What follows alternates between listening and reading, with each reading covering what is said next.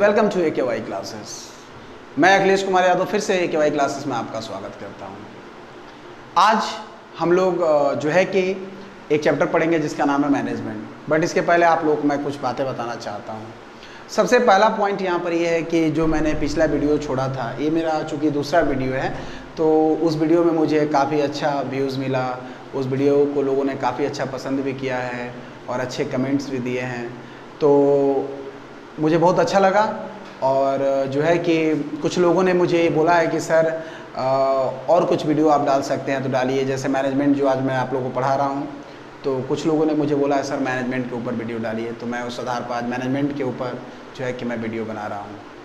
देखिए क्या है कि आदमी जब मेहनत करता है ना, तो जब उसका रिटर्न मिलता है तो बहुत अच्छा लगता है। तो चूँकि मैं तो पूरा दिन ही पढ़ाते रहता हूँ, मेरा काम ही पढ़ाना है, तो क्या है कि इसके बावजूद भी मैं उस टाइम वीडियो नहीं बना पाता हूँ क्योंकि बच्चे बहुत ज़्यादा रहते हैं, शोरगुल होते रहता है, काफ़ी आवाज़ होता है, तो इसलिए मैं उन वीडियोस को अपलोड भी नहीं कर सकता हूँ। तो इसलिए मैं क्या करता हूँ, एक स्पेशल सेशन निकालता हूँ जिसके थ्रू मैं अपने वीडियोस को डालने का कोशिश कर रहा हूँ और आगे इसी तरह करते रहूँगा। बस आप लोग मुझे ऐसे ही प्यार देते रहिए और मैं इसी तरह आप लोगों के लिए मेहनत करते रहूँ और आप भी अपने जीवन में अच्छा बनिए, मैं भी अपने जीवन में अच्छा बनूँ। देखिए दोस्तों, आज हम लोग कुछ बहुत ही इम्पॉर्टेंट वर्ड्स के साथ अपने चैप्टर को स्टार्ट करेंगे, तो मैं उसको पहले बता देता हूँ, फिर हम लोग जो है कि अपने चैप्टर्स पर ध्यान देंगे। देखिए, जीवन में एक शब्द होता है जिसका नाम है संघर्ष। संघर्ष सर जो होता है ना, ये स्ट्रगल वर्ड जो होता है सबके लाइफ में बड़ा ही इम्पोर्टेंट रोल प्ले करता है। देखिए, जीवन में जितने भी लोग महान बने हैं ना, उनके पास एक अपना खुद का लक्ष्य होता है, एम होता है, और उस एम पर वो कंटिन्यूअस मेहनत करते हैं स्टेबल होकर के। तो मैं एक आप लोगों को जस्ट एक बहुत ही बेहतरीन लाइन सुनाऊंगा जो आप अपने जीवन में यूज़ करके बहुत आगे तक जा सकते हैं, जिसका नाम है ना संघर्ष ना तकल्लिफ तो फिर क्या मज़ा है जीने में, अब बड़े बड़े तूफान थम जाते हैं जब आग लगी हो सीने में। ज़िंदगी में आप इतना मेहनत करिए कि आप एक अच्छे मुकाम तक जाइए, अपने देश, अपने समाज, अपने परिवार के लिए एक अच्छा कार्य कर सकें। इस तरह का कार्य आप कीजिए। चलिए दोस्तों, इसी के साथ हम अपने चैप्टर को स्टार्ट करेंगे जो आज हम लोग पढ़ने वाले हैं, मैनेजमेंट। तो देखिए, मैनेजमेंट जो है कि वो चाहे हम लोग बात करें CBSE बोर्ड का, चाहे बात करें ISC बोर्ड का, चाहे हम लोग बात करें WB हायर सेकेंडरी का, तो हर जगह में मैनेजमेंट बहुत ही एक इम्पॉर्टेंट चैप्टर है, अच्छा स्कोरिंग भी है।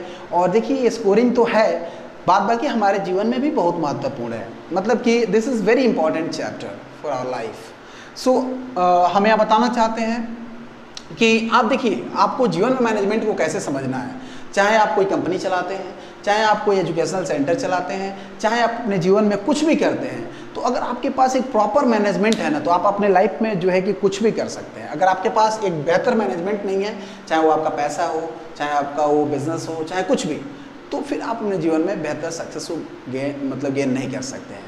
तो आई वांट टू से कि आपको अपने हर एक चीज़ को सिस्टमेटिकली मैनेज करना है और उस आधार पर आपको काम करना है।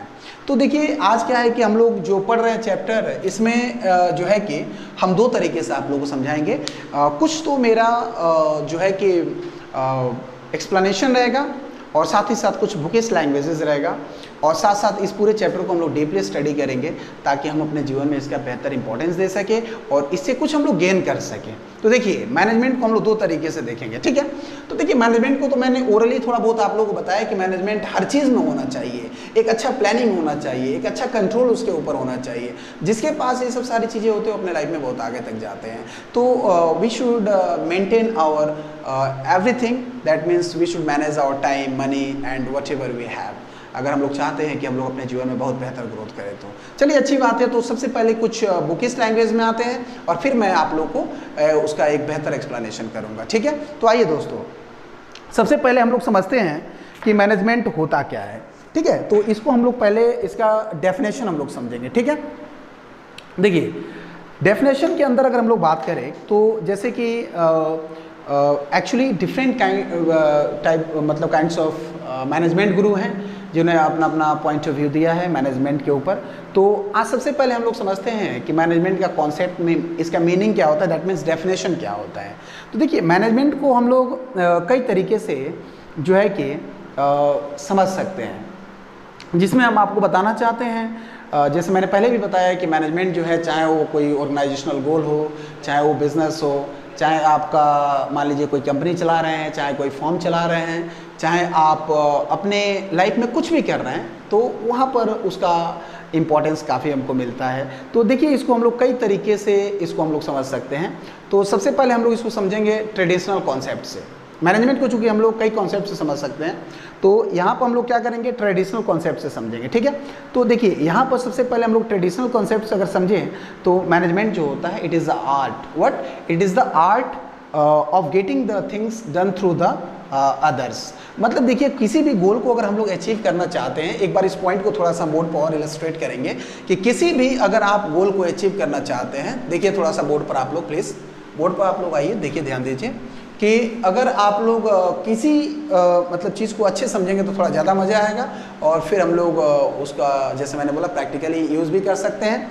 तो मैं आप लोगों को बताना चाहता हूं कि जैसे अगर किसी भी गोल को आप अचीव करना चाहते हैं, ध्यान दीजिए, किसी भी गोल को अगर आप अचीव करना चाहते हैं ना, तो आप अकेला खुद से नहीं कर सकते हैं। मतलब हमारे पास एक बेहतर मैनेजमेंट होना चाहिए, हमारे पास एक बेहतर लोगों का कोऑर्डिनेशन होना चाहिए, तब हम अपने टारगेट को अचीव कर सकते हैं, ठीक है। तो देखिए, जैसे मैंने बोला कि it is what art to getting something, मतलब आपको कुछ पाना है, तो उस ऑर्गेनाइजेशनल गोल को पाना है तो हम थ्रू अदर्स, मतलब कि हमको जो है कि बहुत ही इंपॉर्टेंट पॉइंट्स है कि थ्रू अदर्स, सॉरी थोड़ा माफ़ कीजिए, हमारा मार्कर आज अच्छा नहीं चल रहा है, तो हम थोड़ा सा अच्छे से नहीं लिख पा रहे हैं। तो अदर्स जो है मैं यहाँ लिखना चाहता हूँ अदर्स। तो जो है कि किसी भी अगर आप गोल को अचीव करना चाहते हैं ना, तो आपको थ्रू अदर्स, मतलब कि आपको एक बेहतर कोऑर्डिनेशन के साथ चलना पड़ेगा, तब आप किसी भी चीज़ को अचीव कर सकते हैं। तो ठीक है, आइए ट्रेडिशनल अप्रोचेस के बाद से हम लोग थोड़ा और आगे बढ़ते हैं। देखिए, ट्रेडिशनल अप्रोचेस के हिसाब से कुछ हम आपको बात करेंगे, जैसे कि the traditional point of view about management is considered in appropriated.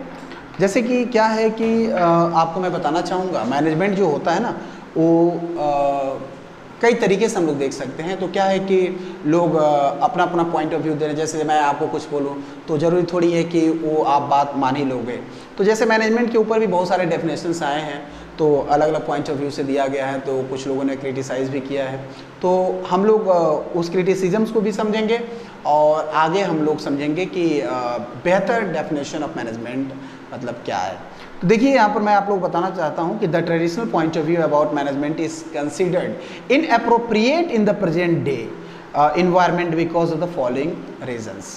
तो देखिए, पहला रीजन है कि it does not state the function with the manager has to perform to get the result from the others, and next the needs of the workers have been ignored। मतलब यहाँ पर जो हमारे जो वर्कर्स हैं उनके नीड्स को यहाँ पर पूरा का पूरा, मतलब कि मैं ये बोलना चाहता हूँ आपका कि ट्रेडिशनल अप्रोच में जो है कि ट्रेडिशनल कॉन्सेप्ट में इग्नोर कर दिया गया है। तो इसलिए यहाँ पर हम लोग बोल सकते हैं this is the inappropriated definition of the management, ठीक है। और भी चीज़ें हैं, जैसे the employees are merely treated here as a means for getting the results. In other word we can say their position is like cog in the wheel. मतलब कि यहाँ पर जो है कि हम सिर्फ ये नहीं बोल सकते हैं कि वो जो हमारे लिए एम्प्लॉयज़ काम करते हैं उनको मतलब हम जो है कि सिर्फ मेहनत कराएं और उनसे अपने काम को लेना है, अपने रिजल्ट को गेन करना है, ऐसा कुछ नहीं होना चाहिए। हमको ऐसे ट्रीट करना है, he is also good human, मतलब वो भी ह्यूमन है, हम भी ह्यूमन हैं, और हमको रिजल्ट तो अचीव करना है, बट अपने को एक बेहतर कोऑर्डिनेशन के साथ, एक बेहतर कॉन्सेप्ट के साथ करना है, ठीक है। चलिए आते हैं इसके बाद हम लोग मॉडर्न कॉन्सेप्ट में। तो मॉडर्न कॉन्सेप्ट जो है वो क्या बोलता है, मतलब मैनेजमेंट का यहाँ पर बोला गया है कि मॉडर्न कॉन्सेप्ट के हिसाब से देखेंगे क्या क्या उसका मतलब इम्पोर्टेंस, मतलब इम्पोर्टेंट फीचर्स भी है, और साथ ही साथ वो क्या बोलना चाहता है। तो देखिए, यहाँ पर बोला है कि the modern concept of management consider management as the process of utilizations of human resources and physical resources such as physical resources, मतलब आप जानते ही हैं कैपिटल होगा, मशीन होगा, आपका मटेरियल होगा, ये सब सारी चीज़ें। तो यहाँ पर मतलब हम आपको दो चीज़ बड़ा ही इंपॉर्टेंट बताएं। पहला चीज़ utilization of human resources and the physical resources, मतलब कि उसको हम कैसे यूज़ करते हैं। दैट मीन्स कि आई वांट टू से कितना इफेक्टिवली और कितना इफिशिएंटली उसका यूज़ करते हैं ताकि हम अपने टारगेट, अपने गोल को अचीव कर सकें। तो एक्चुअली ये मॉडर्न कंसेप्ट ऑफ मैनेजमेंट है। फिर यहाँ पर हमारा जो है कि इसका कुछ इंपॉर्टेंट फीचर्स भी है जिसको हम लोग समझेंगे। जैसे कि आपका बता दें हम कि मैनेजमेंट आपका गोल ओरिएंटेड होता है, जहाँ पर हमारा मेन मुद्दा होता है कि हमारा गोल क्या है उसको अचीव करना, और it also involves the effective and efficient utilization of the human and the other resources such as we can say sir capital, machinery, material, etc. And it also perform the function of planning, organizing, staffing, directing and controlling. So we can say कि ये सब चीज़ें भी होना यहाँ पर बहुत ज़रूरी है। नेक्स्ट हम लोग आते हैं, it is the internal part of any group activities concerned with the enhancing the effectiveness and that means efficiency. तो these all are the features of the management. आगे हम लोग आते हैं, एक बहुत ही इंपॉर्टेंट पॉइंट होता है जिसको हम लोग बोलते हैं सर एक बात बताओ, यहाँ पर जैसे आपने बोला इफेक्टिवनेस और एफिशिएंसी, इन दोनों के बीच में आज थोड़ा सा हम लोग डिफरेंसेस को भी समझेंगे कि सर इन दोनों में डिफरेंसेस क्या है। तो पहले आपको मैं बता दूँ इफेक्टिवनेस क्या होता है। देखिए इफेक्टिवनेस का मतलब होता है it refers to the completion of task on time. मतलब किसी भी काम को अगर हम करते हैं तो उसको कितने मतलब पीरियड के अंदर ख़त्म कर देते हैं, मतलब what is our stipulated period of time, that means उस काम को उस समय पर ख़त्म कर पा रहे हैं कि नहीं। तो देखिए ये सब तभी हो पाएगा जब हमारे पास एक मैनेजमेंट होगा, जब तक मैनेजमेंट नहीं होगा हम किसी भी काम को नहीं कर सकते हैं, ठीक है। तो देखिए यहाँ पर हम लोग को ये समझना है कि मतलब हमारा जो टास्क है उसको हम ऑन टाइम कर पा रहे हैं कि नहीं। नेक्स्ट एफिशिएंसी, एफिशिएंसी का मतलब हो गया कि it refers to the completion of that task correctly with the minimum cost and with no wastage of our resources. मतलब देखिए दोनों में बड़ा ही बेहतर डिफरेंसेस को मैंने बताया। जैसे पहला मैंने बताया कि आपका इफेक्टिवनेस बोलता है कि आप उस काम को उस पीरियड के अंदर कर लिए कि नहीं, और आपकी इफ़िशियंसी बताती है कि आप कितना जल्दी कितना अच्छे से आपने उस काम को कवर किया। तो ये बड़ा ही दो इम्पॉर्टेंट मैंने पॉइंट्स बताया जो कि आपका एक तरह से डिफरेंसेस हैं। नेक्स्ट हम लोग आते हैं, it is concern with the achievement of the end result. मतलब what actually we have the goal, मतलब हमारा मेन गोल क्या है, हम लोग उसको भी अचीव करना है ना। तो जैसे हमारा इफेक्टिवनेस ये बताता है कि एक्चुअली हमने उस मतलब गोल को अचीव किया कि नहीं, और इफ़िशियंसी बताता है कि like concern with the cost benefit analysis, utilizing the minimum resources and getting the maximum result और प्रॉफिट्स। ये हमारा जो रहता है इफ़िशियंसी बताती है। मतलब आपको मैं बताऊं तो आपको सिंगली हम बोल सकते हैं जैसे कि आपका जो इफ़ेक्टिवनेस होता है एक तरह का मल्टी डायमेंशनल कॉन्सेप्ट होता है, और इफ़िशियंसी जो होता है आपका वो एक तरह का जो है कि यूनि डायमेंशनल कॉन्सेप्ट होता है। तो देखिए क्या है कि इफ़ेक्टिवनेस इफ़िशियंसी में अगर हम लोग एक मतलब वर्ड में इसको समझ लें तो हम लोग बोलेंगे कि सर इफ़ेक्टिवनेस वो है जो ऑन टाइम कार्य करता है, और इफ़िशियंसी वो है जो हमको बताता है कि अपने रिसोर्सेज को अपने जो है कि चीज़ों को कैसे यूज़ करना है और ज़्यादा से ज़्यादा प्रॉफिट को गेन करना है, ठीक है। तो ये दो बड़ा ही इंपॉर्टेंट टर्म्स था और इसके डिफरेंसेस को मुझे क्लियर करना था जो मैंने आपको बताया कि what is the difference between the effectiveness and the efficiency. Next point पर हम लोग आते हैं जहाँ पर हम लोग नेक्स्ट समझेंगे कि what are the characters of the management. तो समझिए ऐसा है कि मैनेजमेंट का बहुत सारा कैरेक्टर्स हैं, बट उसमें मोस्टली हम लोग को 4 या 5 पॉइंट्स को लिखना पड़ता है। तो हम आपको यहाँ बताना चाहेंगे कि जो हमारा कैरेक्टर्स होता है उसमें पहला कैरेक्टर का अगर बात बोलें तो हमारा फर्स्ट कैरेक्टर होता है कि management is the goal oriented. मतलब मैंने पहले ही आपको बताया 2 अप्रोचेस मैंने बताया, ट्रेडिशनल और मॉडर्न अप्रोचेस। तो मॉडर्न अप्रोचेस में जैसे मैंने आपको बताया कि वो कॉन्सेप्ट हमको ये बताता है कि हमारा जो मैनेजमेंट है वो गोल ओरिएंटेड होता है। तो आई वांट टू से this is the first characteristics, मतलब कि हमारा कैरेक्टर में नंबर 1 कैरेक्टर क्या हो गया बच्चों, जो कि गोल ओरिएंटेड होना है। मतलब कि हमारा मैनेजमेंट इस टाइप का हो ताकि हम अपने गोल को अचीव कर सकें। नेक्स्ट होता है कि ये जो होता है ना यूनिवर्सली एक्सेप्टेड होता है। जैसे कि मैंने अभी आपको शुरुआती दौर में भी एक चीज़ और बताया था कि हम लोग केवल अपने बिजनेस में नहीं, हम लोग हर जगह पर मतलब इसका यूज़ कर सकते हैं, चाहे वो हमारा पर्सनल लाइफ हो, चाहे हमारा कंपनी हो, चाहे हमारा ऑर्गेनाइजेशन है, वहाँ पर भी हम लोग मैनेजमेंट को बहुत मतलब बेहतर ढंग से यूज़ करके अपने टारगेट को अचीव हम लोग कर सकते हैं। तो देखिए अगर हम लोग बात करें कि सर मैनेजमेंट तो ठीक है आपने बोला गोल ओरिएंटेड है, मैनेजमेंट आपका जो है कि यूनिवर्सल मतलब एक्सेप्टेबल है। तो जैसे हम लोग एक चीज़ और इसमें बोल सकते हैं, it is the multi dimensional. Multi dimensional का मतलब होता है कि हम लोग मैनेजमेंट एट वर्क, मतलब अपने काम में management of peoples, management of operations, हर तरीके से मैनेजमेंट को हम लोग देख सकते हैं। और मैनेजमेंट एक कंटिन्यूअस प्रोसेस है, that means I want to say कि एक कंटिन्यूअस प्रोसेस है, क्योंकि देखिए मैनेजमेंट एक दिन के लिए नहीं होता है, मैनेजमेंट हमेशा के लिए होता है। मतलब हमेशा हम अपने मैनेजमेंट को करते हैं, हर टाइम अपने मैनेजमेंट को करते हैं ताकि हम अपने बिजनेस को अच्छे से मेंटेन कर सकें। तो this is the continuous process and it is also a group activities. That means कि हम लोग क्या है कि मैनेजमेंट तो करना है, ठीक है, अच्छी बात है, बट हम लोग कोई भी कार्य करते हैं, जैसे मैंने ये बात को पहले ही डिस्कस किया था कि हमारा जो भी ऑर्गेनाइजेशनल गोल है, वो जो भी हमारा टारगेट है, उसको हम बाय अ ग्रुप, मतलब कि a group of association of people के थ्रू ही हम उसको अचीव कर सकते हैं। तो it's a very important to understand. तो हम लोग बोल सकते हैं कि sir it is a group activities and next it is that means कि dynamic and we can say management is also an intangible forces. Now we are here to understand the management. बहुत लोग बोलते हैं sir ये arts है कि science है। तो देखिए मैनेजमेंट को हम लोग ऐसा नहीं बोलेंगे कि सर ये आर्ट है, मैनेजमेंट को हम ऐसा नहीं बोलेंगे कि सर ये साइंस है। एक्चुअली देखिए ये जो है कि दोनों का कम्बिनेशन है। दिस मतलब thing is what combination of both science as well as art. क्यों देखिए कहीं ना कहीं यहाँ पर कई जगहों पर हम लोग देखेंगे कि मैथमेटिकल यूजेस भी होता है और कई जगह पर ऐसा है कि हम लोग मान के चलते हैं कि यहाँ पर साइंस का भी एप्लीकेबिलिटी अच्छा है। तो दोनों तरीके से इसको देख सकते हैं। मतलब हम लोग ये कंसीडर नहीं कर सकते हैं कि सर जो मैनेजमेंट है वो आर्ट है या ओनली साइंस है। मतलब दिस इज़ बोथ थिंग, मतलब कि management is what it is science as well as also art. ठीक है, तो आगे हम लोग बढ़ते हैं। There are many objectives of the management. देखिए ऑब्जेक्टिव्स में अगर हम लोग बात करें तो आपका 3 तरीके से यहाँ पर आप समझ सकते हैं। पहला होता है ऑर्गेनाइजेशनल ऑब्जेक्टिव, दूसरा होता है आपका सोशल ऑब्जेक्टिव और तीसरा होता है इंडिविजुअल ऑब्जेक्टिव।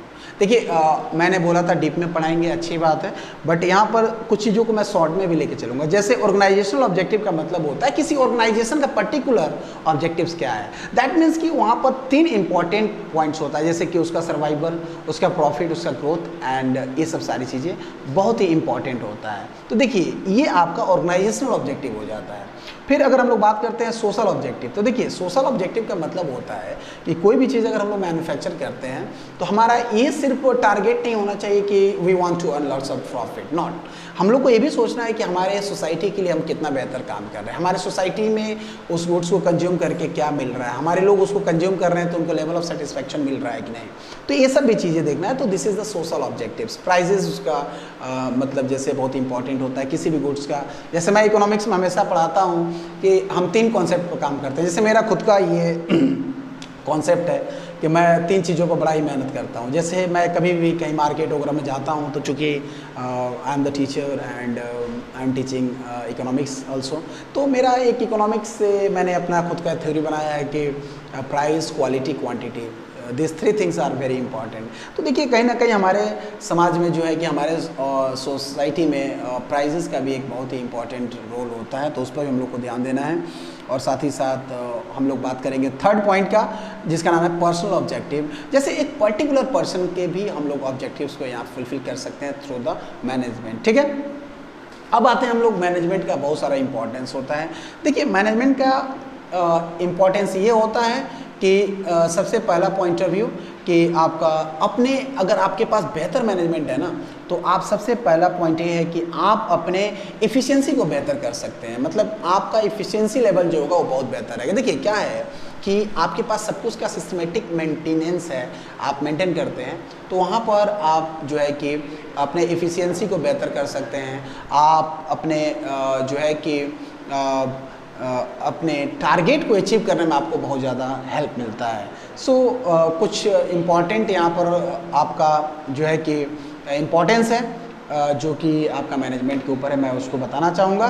तो सबसे पहला है कि increase the efficiency also, establishment of the sound organizational structure, create dynamic organizations and also help in the achieving the personal objectives and development for the society. These all are the importance of management. Next आते हैं हम लोग nature of management के ऊपर कि sir जैसे अभी आपको मैंने बताया कि सर ये क्या है, साइंस है या आर्ट है, तो मैंने बोला कि ये दोनों ही है।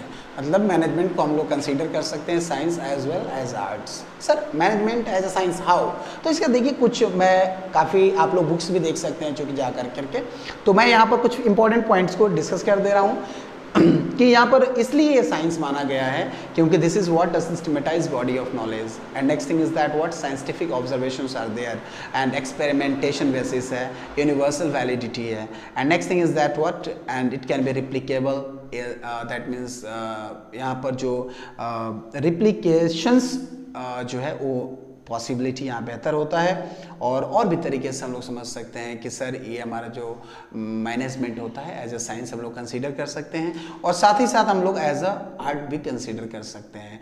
तो वी कैन से कि sir this is what both, that means कि management is science as well as arts. Next आते हैं हम लोग कंसीडर करने के बाद हम लोग ये सब चीज़ों को मैनेजमेंट को और भी कई पॉइंट ऑफ व्यू से डिस्कस किया जाएगा। जैसे मैनेजमेंट को ये भी बोला गया है कि इट इज़ साइंस और आर्ट, मैनेजमेंट को ये भी पूछा गया है, बताया गया है कि it is a profession what, तो मैंने आपको पहले ही बता दिया कि management is a what, it is a science as well as art and we can say not a profession. Okay, so अब हम लोग आते हैं नेक्स्ट पॉइंट में कि लेवल ऑफ मैनेजमेंट। जैसे देखिए ऑर्गेनाइजेशन होता है, जैसे कोई स्कूल होता है तो वहाँ पर लेवल ऑफ मैनेजमेंट्स होते हैं तो लेवल ऑफ मैनेजमेंट जो होता है वो कई तरीके से मेंटेन किया जाता है, उसको समझा जाता है। सो सबसे पहले आपका होता है लेवल ऑफ मैनेजमेंट के अंदर में कि सर जो ये लेवल होता है वो कितने तरीके से हम लोग समझ सकते हैं। तो पहला होता है आपका मैनेजरियल मेंबर होता है, फिर होता है नॉन मैनेजरियल मेंबर, ठीक है। तो देखिए अब यहाँ पर क्या है कि अगर हम लोग बात करें कि लेवल ऑफ मैनेजमेंट का, तो लेवल ऑफ मैनेजमेंट आपका जो होता है वो आपका टॉप मैनेजमेंट भी हो सकता है, मिडिल मैनेजमेंट भी हो सकता है और आपका मतलब लोअर लेवल भी मैनेजमेंट होता है जिसमें सुपरवाइज़र आते हैं, जिसमें आपके और भी लोग आते हैं। तो उस पॉइंट ऑफ व्यू से भी हम लोग देख सकते हैं। तो देखिए टॉप लेवल ऑफ मैनेजमेंट के अंदर कौन कौन आते हैं, चूँकि हमने बताया अभी हम लोग का जो बाबू थोड़ा सा पंखा धीरा कर दीजिए, हम लोग का यहाँ पर जो है कि लेवल ऑफ मैनेजमेंट के बारे में हम लोग बात कर रहे हैं। तो यहाँ पर जैसे मैंने बोला top level of management, middle level of management आपका और आपका जो होता है लोअर लेवल ऑफ मैनेजमेंट। तो मैं आपको यहाँ बताना चाहता हूँ कि जो टॉप लेवल ऑफ मैनेजमेंट होते हैं उसमें आपके बोर्ड ऑफ डायरेक्टर्स आते हैं, उसके बाद चेयरमैन आते हैं, जनरल मैनेजर आते हैं, आपके प्रेसिडेंट आते हैं, वाइस प्रेसिडेंट आते हैं, चीफ एग्जीक्यूटिव ऑफिसर CEO जिसको बोलते हैं हम लोग, और चीफ फाइनेंशियल ऑफिसर आते हैं, चीफ ऑपरेटिंग ऑफिसर्स आते हैं। दैट मीन्स कि सर ये एक्चुअली बाउंडेशन इसलिए बनाया गया है क्योंकि हर आदमी हर काम नहीं कर सकता है। तो actually those person who are the CEO, CFO, they are very highly qualified and they are specialized and a good knowledge about that field. So there are many things. Okay, बाबू पंखा को थोड़ा सा ये करिए, आवाज़ काफ़ी ये हो रहा है। तो यहाँ पर देखिए लेवल ऑफ मैनेजमेंट के अंदर हम लोग कई तरीके से समझ सकते हैं। जैसे टॉप लेवल में मैंने बताया तो they are very highly qualified, specialized knowledge इन लोगों के पास बेहतर होता है। इसके बाद हमारे दूसरे जो लेवल में आते हैं मिडिल लेवल ऑफ मैनेजमेंट के अंदर में, जैसे आपका परचेज मैनेजर होते हैं, सेल्स मैनेजर होते हैं आपके, फिर मार्केटिंग मैनेजर होते हैं, एग्जीक्यूटिव ऑफिसर्स होते हैं, प्लांट सुपरिटेंडेंट होते हैं, डिविजनल हेड्स होते हैं, डिपार्टमेंटल हेड्स होते हैं। तो ये आपको मिडिल लेवल ऑफ मैनेजमेंट में आ जाते हैं। देखिए ऐसा है दोस्तों कि अगर मैनेजमेंट को आपको देखना है ना, देखिए एक आदमी तो हर काम को नहीं कर सकता है ना, तो इसके लिए क्या बनाया गया है, लेवल्स बनाया गया है। लेवल्स का मतलब होता है कि top level, middle level and like lower level. Lower level में आपके सुपरवाइजरी लेवल के लोग आ जाते हैं।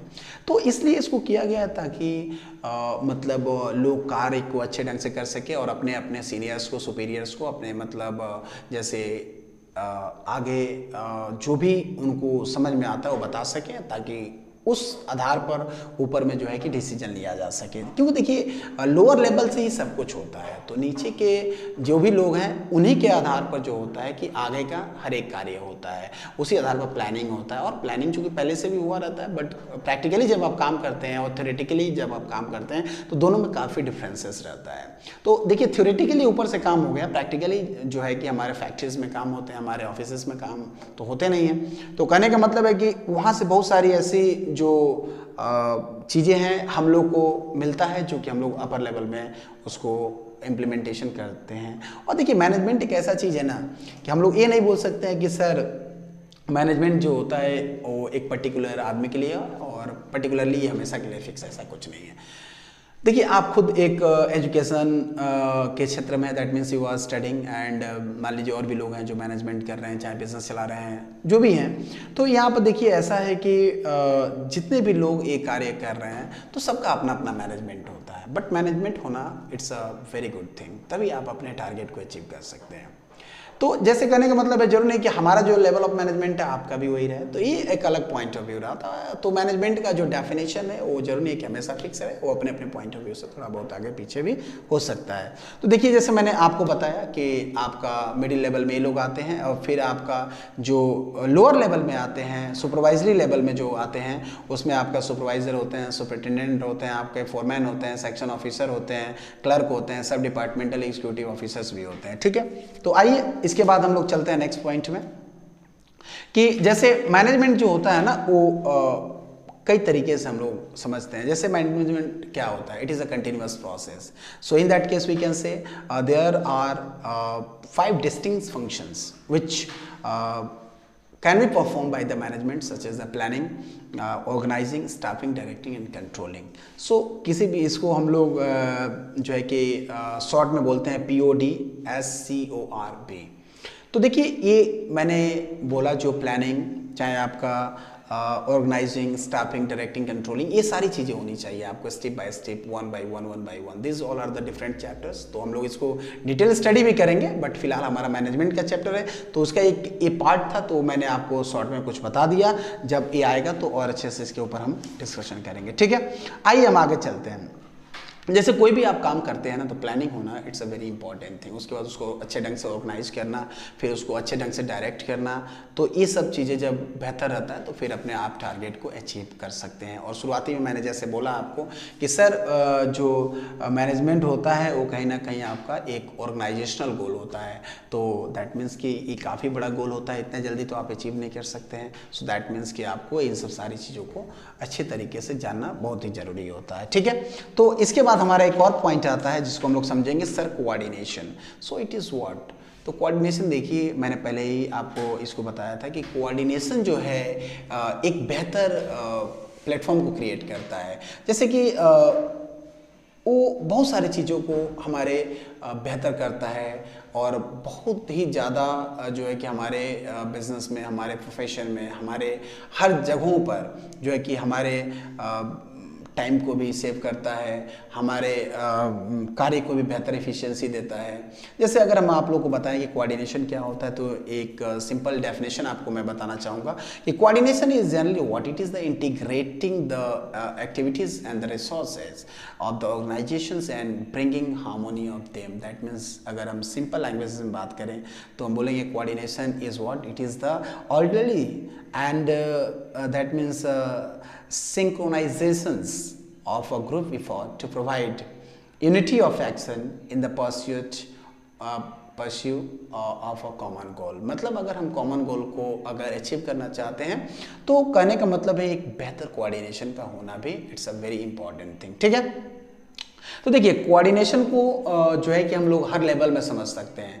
जैसे आपका like top level of management, middle level of management, आपका हर एक लेवल में मतलब आप समझ सकते हैं, चाहे वो लोअर लेवल ऑफ मैनेजमेंट होता है। तो देखिए इम्पॉर्टेंस जो है कोऑर्डिनेशन का काफ़ी है। जैसे effective management of the organizational growth. That means effective management का मतलब ये हो गया कि आपका मैनेजमेंट बहुत अच्छा है और अपने आप ऑर्गेनाइजेशनल ग्रोथ को आप अचीव कर सकते हैं। मतलब आप ऑर्गेनाइजेशनल ग्रोथ मतलब अपना कर सकते हैं, अपने कंपनी को एक बेहतर ग्रोथ दे सकते हैं, एक बेहतर डायरेक्शन दे सकते हैं। उसके बाद से दैट मीन्स कि we can say also better utilization of expert services and this create many things better result also। so देखिए कुछ इस तरह से इसमें बहुत सारे पॉइंट्स थे तो हम लोगों ने इसको डिस्कस किया। तो फिर मैं आप लोगों को बताना चाहता हूँ कि जैसे यहाँ पर हम लोगों ने कवर किया बहुत सारी चीज़ों को। एक सेकेंड, थोड़ा सा मेरा ये फंस गया है, सॉरी। तो आप लोगों को मैं बताना चाहता हूँ कि मैनेजमेंट को हम लोगों ने देखा, तो मैनेजमेंट का जो भी पॉइंट्स था मैंने आप लोगों को डिस्कस किया। तो बस मैं आप लोगों को लास्ट में इसका सिनॉप्स अगर मैं बोलना चाहूँ, अगर मैं आपको इसका सिनॉप्सिस देना चाहूँ, सिनॉप्सिस इसका क्या हो जाएगा, तो मैं आपको यही बोलूँगा कि सर मैनेजमेंट जो होता है वो बहुत इंपॉर्टेंट है। और मैनेजमेंट का चूँकि मैंने स्टडी तो आपको कराया है, थोड़ा और मुझे इसमें जो है कि कुछ बेहतर इसके बाद मैं एक और वीडियो लेकर के आऊँगा, थोड़ा और डिटेल्ड में होगा। बट अभी थोड़ा सा मैंने बहुत सारे पॉइंट्स को जो है कि सिर्फ हाईलाइट करके, दैट मीन्स उसको बता करके मैं निकल चुका हूँ। बट मैं इसको एक बार बेहतर ढंग से और इसका डीपली मैं आप लोगों को अच्छे से स्टडी कराऊँगा। अभी फ़िलहाल थोड़ा सा रात भी काफ़ी हो रहा है, तो बोल करके हमारे पास समय कम है और मुझे सुबह में क्लास भी है, तो मैंने इसको जो है कि मेन जो भी इसका कंक्लूजन है मैंने आपको दे दिया है। बट एक बार डिटेल्ड स्टडी आप लोगों को इस पर कराऊंगा, ठीक है। तो बस इतना ही आप समझ लीजिए मैनेजमेंट का सिनॉप्स में कि management is very very important subject, और जो कि हमारे नॉट इवन रियल लाइफ में, हमारे हर जगहों पर, हमारे बिजनेस में, हमारे जो है कि ऑर्गेनाइजेशन में, हर जगह पर इसका एक बेहतर इंपॉर्टेंस है। अगर हमारे पास एक बेहतर मैनेजमेंट है तो हम लोग जैसे कि बहुत सारी चीज़ों को हम लोग कर सकते हैं, जैसे अपने रिसोर्सेज को हम लोग सेव कर सकते हैं, अपने एफिशिएंसी को बेहतर कर सकते हैं। तो बहुत सारी चीज़ें हैं जो कि बहुत ही इम्पॉर्टेंट हैं और हमारे बिजनेस में होना भी बहुत ज़रूरी है। तो that we can get everything through the management. So management is a very very important chapter, and if you want to gain next, that means ki deep knowledges, so you can go and can open your books and can follow for that. and after इसके बाद अगर आपको अगर कुछ लगता है कि sir मुझे और इसमें कोई पॉइंट समझ में नहीं आया है, तो आप लोग कमेंट कीजिएगा, इसमें मैं आप लोग को और अच्छे से अगर उस पॉइंट में कुछ दे सकता हूँ तो मैं देने का कोशिश करूँगा। बहुत बहुत आप लोग का धन्यवाद। Thank you.